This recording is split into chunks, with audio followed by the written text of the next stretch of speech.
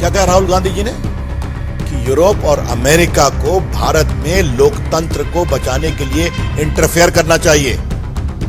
ये उनके शब्द है ना। It's our problem, right? It's an internal problem.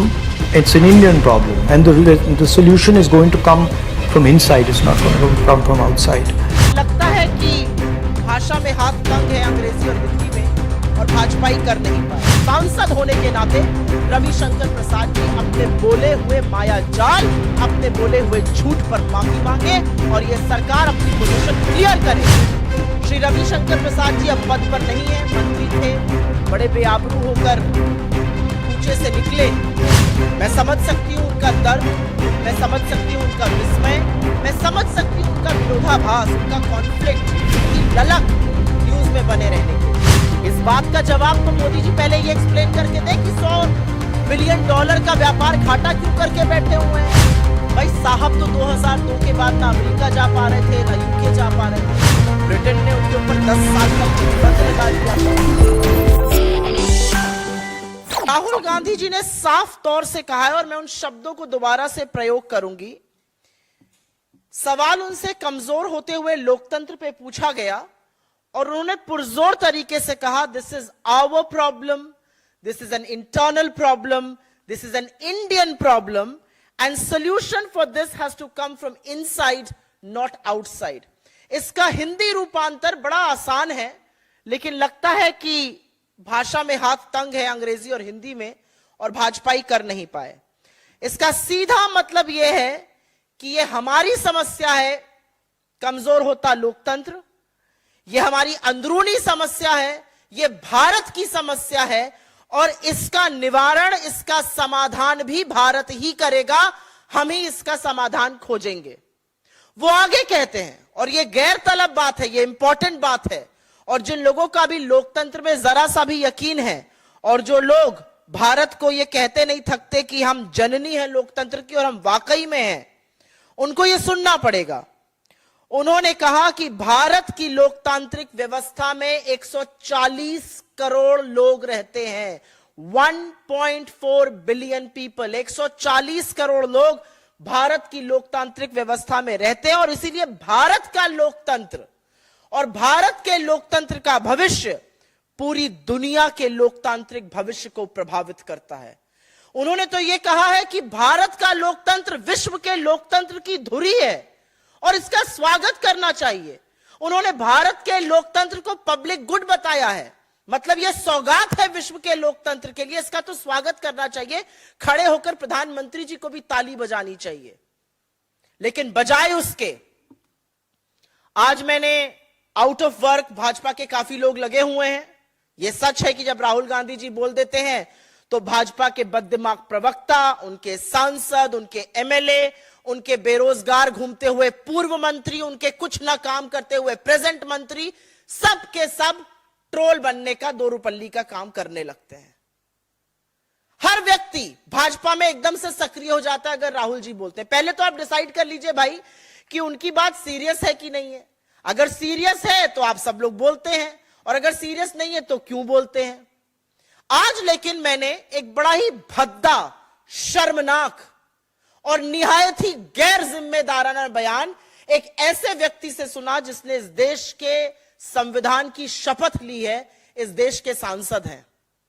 मैं समझ सकती हूं उनका दर्द, मैं समझ सकती हूं उनका विस्मय, मैं समझ सकती हूं उनका विरोधाभास, उनका कॉन्फ्लिक्ट, उनकी ललक न्यूज में बने रहने के लिए।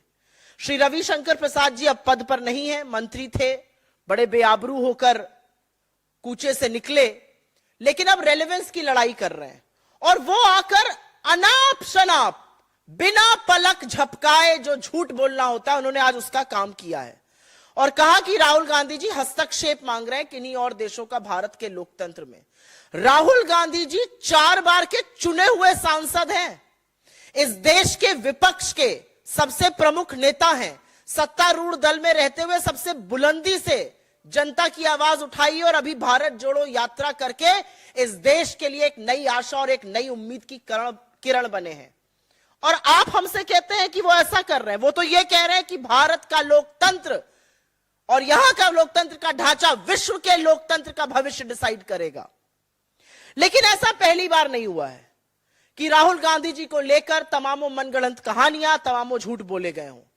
ये वो लोग करते हैं जो अपने अस्तित्व की लड़ाई भारतीय जनता पार्टी में लड़ रहे हैं, जिनका वजूद ही, जिनका काम ही, जिनकी दुकान ही राहुल गांधी जी के खिलाफ बोलकर चलती है। और ये लिस्ट है, और मैं लिस्ट भी अब धीरे धीरे जारी करना शुरू करूंगी, कौन बोलता है और कौन नहीं बोलता है, जिससे कि दुनिया को पता तो चले कि कौन क्या काम कर रहा है, किसकी क्या प्राथमिकताएं हैं। तो ये वो लोग हैं जिनका अस्तित्व, अगर वो राहुल जी के खिलाफ ना बोले तो अस्तित्व भी 2 पैसे का नहीं है, 2 कौड़ी का नहीं है। अब बात कर लेते हैं कि इनको दिक्कत क्या है। पहले इन्होंने क्या घेरना शुरू किया, पेगासस पर, फॉरेन सॉइल पर, तो मोदी जी का चिपका दिया गया कि देखिए भाई वो तो फॉरेन सॉइल पे जाकर कह रहे हैं क्या पाप किया था हिंदुस्तान में पैदा हुए, बेचारे चुप हो गए। पेगासस पर तो आईना दिखाया गया कि सुप्रीम कोर्ट की समिति ने तो ये बोला था कि सरकार ने सहयोग ही नहीं किया, तो चुप हो गए। फिर चीन को लेके उड़े, चीन की तारीफ, चीन की तारीफ। राहुल गांधी जी ने तो कहा कि चीन एक कोअर्सिव फोर्स है, वो बलपूर्वक काम कराने की कोशिश करता है अपने यहां, और यह सर्वथा गलत है। हमारा इथोस, हमारा डीएनए लोकतांत्रिक है और चीन का नहीं है।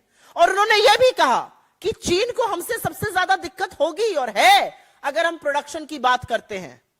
और उन्होंने यह कहा कि जब हम प्रोडक्शन की बात करते हैं तो चीन घबराता है, because we are the biggest game in town on production.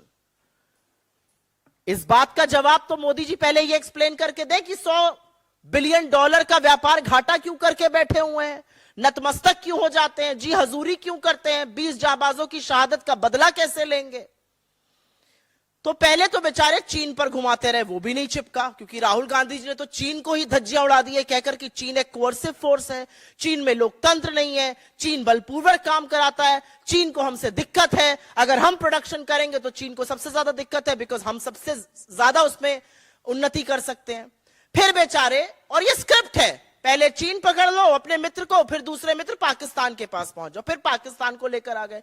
Pakistan Pakistan, अरे भैया अभी तक ये देश समझना चाहता है कि लाहौर क्या करने गए थे, कौन सी बिरयानी खाने, कौन सी सेवई खाने, वो बताएंगे नहीं। देश ये पूछना चाहता है पठानकोट में ISI क्यों बुलाई, पाकिस्तान पाकिस्तान, पाकिस्तान की भी धज्जियां उड़ा दी राहुल जी ने। राहुल जी ने कहा पाकिस्तान, किसी ने उनसे सवाल पूछा पड़ोसी देशों पर कैसे रिश्ते होने चाहिए, पाकिस्तान का नाम लिया, उन्होंने कहा मुझे लगता है कि पड़ोसी देशों से अच्छे संबंध होने चाहिए, सामान्य संबंध होने चाहिए, समन्वय होना चाहिए, लेकिन पाकिस्तान की आतंकी गतिविधियों को देखते हुए, पाकिस्तान की काली करतूतों को देखते हुए ऐसे संबंध बनना स्थापित नहीं है।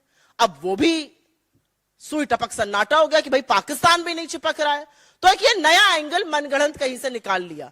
लेकिन ये मैंने दूध का दूध और पानी का पानी कर दिया कि उन्होंने क्या कहा था कि this is our own, our internal and an Indian problem, जिसका सोल्यूशन हिंदुस्तान ढूंढेगा, लेकिन हिंदुस्तान का जो लोकतंत्र है वो विश्व के लोकतंत्र की गति, नीति, दिशा और दशा डिसाइड करेगा। एक बात मैं और कहना चाहती हूं, आपको बड़ी आपत्ति है, चाहे वो बेरोजगारी पे बोले या महंगाई पे बोले या अडानी पे बोले या चीन पर बोले, किसी चीज पे भी, कोरोना पे बोले, आप आइए ना सदन में बहस करिए, करते हैं दूध का दूध पानी का पानी। आप बहस नहीं कर पाते, बहस से भागते हैं। जब अडानी पर बोलना था तो 2 घंटे 40 मिनट साहब कांपते हाथों से पानी पीते रहे। जब महंगाई पर चर्चा चल रही थी तो कहते मैं लहसुन प्याज नहीं खाती। जब बेरोजगारी पर था तो कहने लगे पकौड़ा तल लो। जब चीन पर चर्चा करने की आई तो कह दिया भैया कोई घुसा ही नहीं हुआ है, 20 जवानों की शहादत ऐसे ही हो गई, पेट्रोलिंग पॉइंट ऐसे ही चले गए, व्यापार घाटा ऐसे ही बढ़ गया। यह असलियत है मोदी सरकार की। आइए सदन में जो राहुल जी ने कहा हर चीज पे बहस कर लीजिए। लेकिन इसमें एक जो पुट है ना, वो थोड़ा सा जलन का भी है, और मैं बताती हूं क्यों, समझाने की कोशिश करती हूं। भाई साहब तो 2002 के बाद ना अमेरिका जा पा रहे थे, ना यूके जा पा रहे थे।